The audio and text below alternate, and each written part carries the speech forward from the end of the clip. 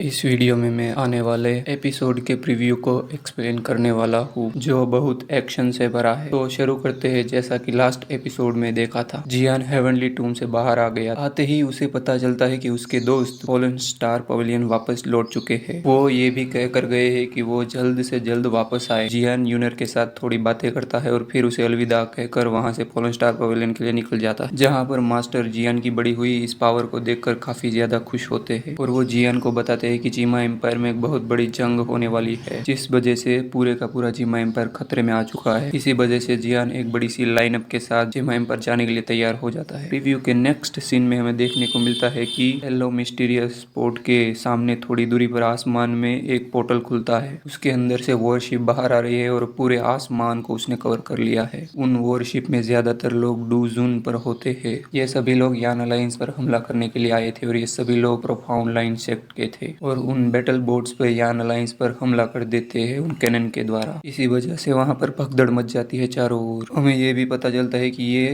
Palace कितना important है, क्योंकि उसकी दोनों ओर बड़े बड़े पहाड़ है जहाँ से कोई भी नहीं आ सकता। आने के लिए सिर्फ एक ही रास्ता है। लॉ एंड प्रोफाउंड सेक्ट के लोग वहीं से हमला कर रहे हैं, इसलिए उन्हें रोकना आसान था। इसी वजह से उसे डिफेंस का मौका मिल जाता है। इसी वजह से क्वीन मेडुसा जीमा एम्पायर के बॉर्डर से इतनी ज्यादा दूर आकर यहीं पर फाइट कर रही है, क्योंकि यहाँ पर उन्हें रोका जा सकता है। आगे उन्हें ऐसा डिफेंस कहीं पर भी मिलने वाला नहीं है। उसके बाद नेक्स्ट सीन में देखने को मिलता है कि कुछ वॉरियर अपनी दुईकी को बाहर निकाल कर एक अटैक चार्ज करने लगे हैं और अटैक इतना ज्यादा पावरफुल होता है कि अब डाउ वोंग लेवल का वॉरियर भी इस अटैक से डाउ जूंग लेवल के वॉरियर को मार सकता है, क्योंकि उनकी कंबाइन पावर काफी ज्यादा बढ़ जाती है। नेक्स्ट सीन में हमें आइस एम्परर को दिखाया जाता है जो एकदम यंग हो चुके हैं और साथ ही उनकी कल्टीवेशन है वो भी डाउ जूंग के 9 स्टार की पीक पर पहुंच चुकी है। इसी वजह से उनका भौकाल पहले से भी ज्यादा एक्स्ट्रा ऑर्डिनरी हो चुका है। नेक्स्ट प्रीव्यू के अंदर लॉ एंड प्रोफाउंड से के लोग बहुत ही बड़ी कैनन को बाहर निकाल लेते हैं, क्योंकि मेडुसा ने उनके सामने एक बहुत ही बड़ी शील्ड को बना लिया। उसी वजह से उनके छोटे मोटे अटैक से शील्ड पर कुछ भी असर होता नहीं है। इसी वजह से वो इस बड़ी सी कैनन से हमला कर देते हैं। इस पार्ट में हमें शील्ड टूटी हुई दिखाई जा रही है और थोड़ी देर में ही शील्ड टुकड़ों टुकड़ों में बिखर जाती है। फिर लॉ एंड प्रोफाउंड सेक्ट का लीडर बताया जाता है। नेक्स्ट सीन में देखने को मिलता है कि क्वीन मेडुसा जो हमला कर देती है प्रोफाउंड सेक्ट के लीडर के ऊपर बुक जैसे वेपन से, जिससे वो आसानी से बच जाता है और काउंटर में स्लैश अटैक कर देता है। पर मेडुसा बड़ी ही आसानी से उन सबको डॉच कर देती है। अब तो हमें एक धमाकेदार फाइट देखने को मिलने वाली है, क्योंकि दोनों का लेवल सेम माना जा सकता है। पर क्वीन मेडुसा लेवल के मामले में थोड़ी सी कमजोर है, परंतु उसका बैटल कॉम्बैट एकदम टॉप नॉच है। नेक्स्ट सीन में हमें क्विंगली को दिखाया जाता है और उसकी आंखों में जितने भी वॉरियर है उनको बाहर निकाल लेती है और वो सब मिलकर जाओ जाओ को प्रोटेक्ट कर रहे थे। और लास्ट पार्ट में हमें दिखाई जाती है 9 जुनिया, जो ये सब देखकर खुश हो रही होती है, क्योंकि यहाँ काफी ज्यादा लोग मारे जा रहे हैं। उससे उन्हें बहुत सारी सोले मिलेंगी। उसके पीछे जो वॉरियर्स है उन्हें बोलती है कि तुम जाओ और इस क्वीन मेडुसा की बेटी को पकड़ के ले आओ। क्वीन मेडुसा की बेटी को पकड़ लाओ। इसी के साथ हमारा प्रीव्यू खत्म होता है और मैं मिलता हूँ आपको नेक्स्ट वीडियो।